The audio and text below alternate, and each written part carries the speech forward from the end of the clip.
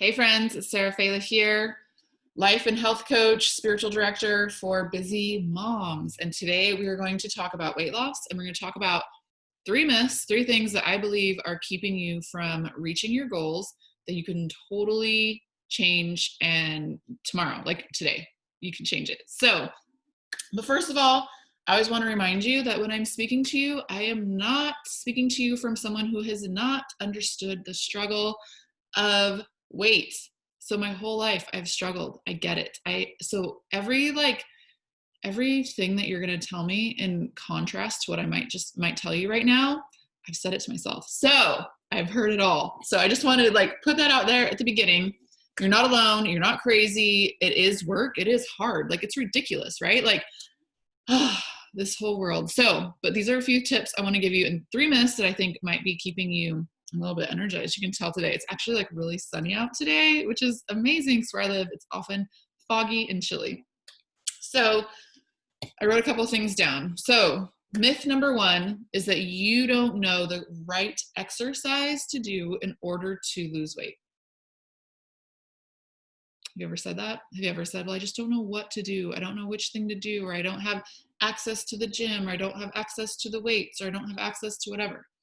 Move your body is a great start. Moving your body. Sometimes with my clients, I'm like, you know what? All I want you to do is start by getting 10,000 steps a day. Even if that means you stand in your living room and you just walk around. I've had clients, because I have this accountability that they can text me and stuff. And it's like, all right, I just did 1,000 steps pacing in my living room. Okay. So it is not true that you don't know the right exercise to do. What you might not know is how to organize your schedule to fit it in. Maybe you're looking for something, you haven't found the thing that you love that's actually enjoyable for you. So those are some things. So I just want to bust that right there. Okay. Find something and do it. Whether it's walking is my favorite exercise. Do you know that?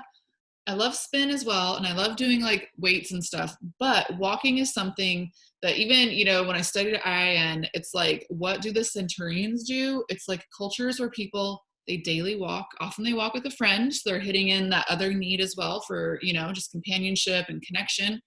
But walking is so great. And then you're going to tell me, Sarah, it's cold where I live.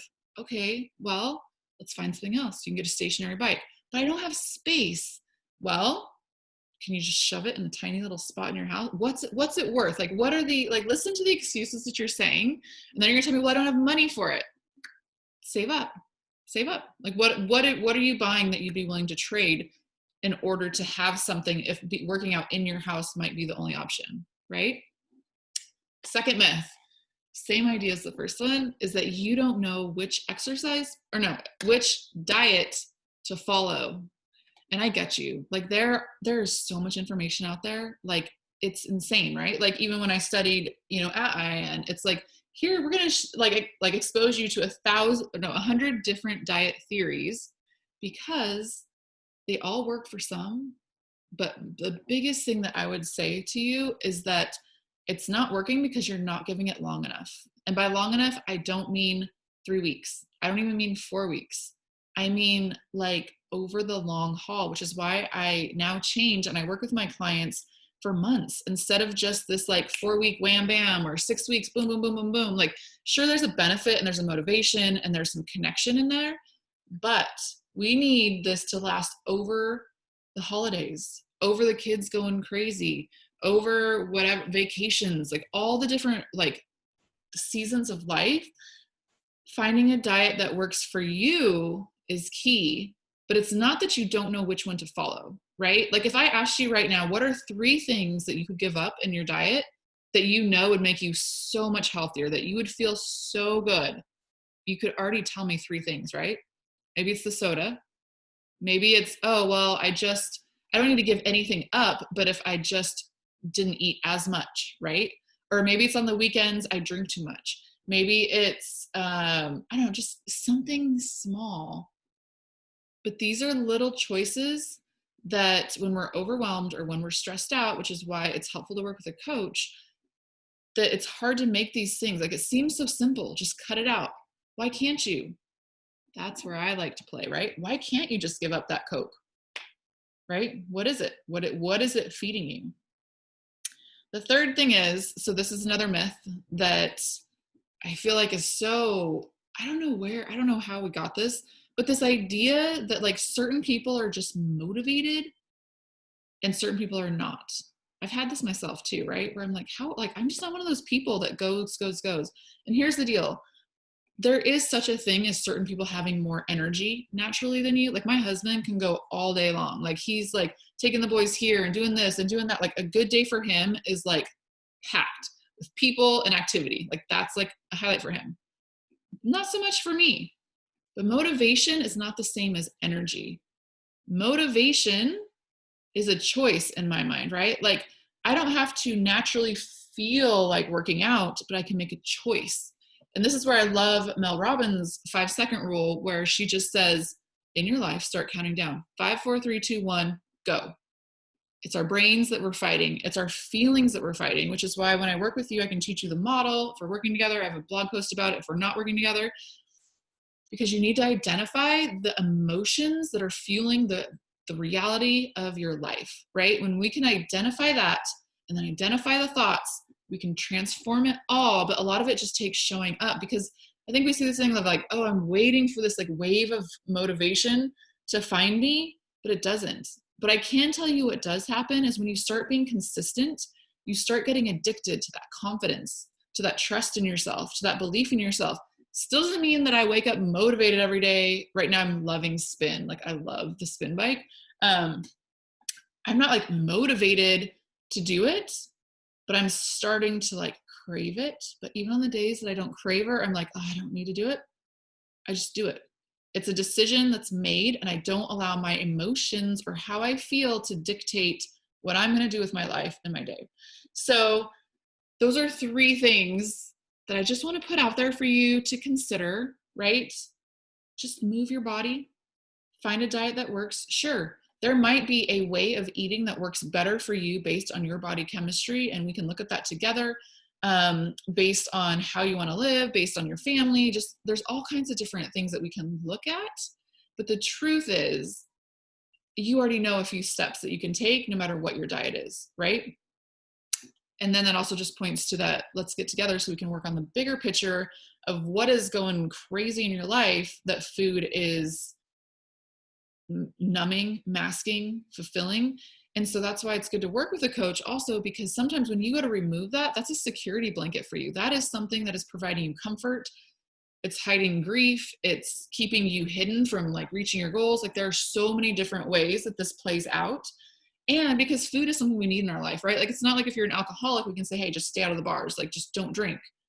You can't just like not eat for the rest of your life. So this is a ongoing thing. But imagine if you were free from that addiction, right? And you knew how to circumvent your brain and your feelings when it's like, oh, I just want this, or like all of that. I would love to help you with that.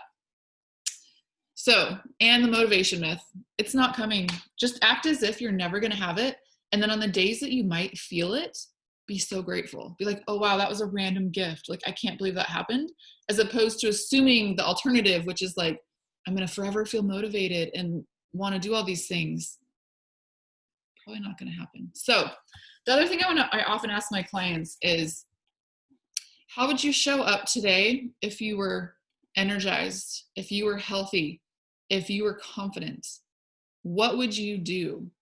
If you had the kind of fitness level that you wanted, what kind of workout would you do today? Now, maybe you can't get there, but if you were thinking like a person who was healthy, who ate well, who took care of their body, how would you do today different? And then the reason why I ask also, like, if you were happy, a lot of people think that this is out there, right? Like, once I get this, I'll be happy, then I'll have confidence and I'll do these things. There's so many stories of people who lose the weight, get fit, all these things. And you know what? The inside doesn't change. So it's as much about the internal journey as it is the external journey that you are on. And if you are looking for support, I would love to come alongside and assist you, right? Like, so let's get on the phone and just see if what it would look like. I can talk about how I work with my clients and what the program would look like, because I just want you to be free. And I don't want you to spend more time, because we only live once. Like, life is so boom, and you never know what's going to happen, right? Like, or it might be like, well, once this happens, here's the deal. Once this happens and you actually say you lose the weight, you're going to have another struggle, right? Like, you're going to lose the weight and then you might lose your job. So there will always be things in life that aren't perfect or aren't going according to plan. So that's why when we work together, the things that you're going to learn to lose weight are going to translate into every area of your life. Getting a little preachy. Geesh, Sarah.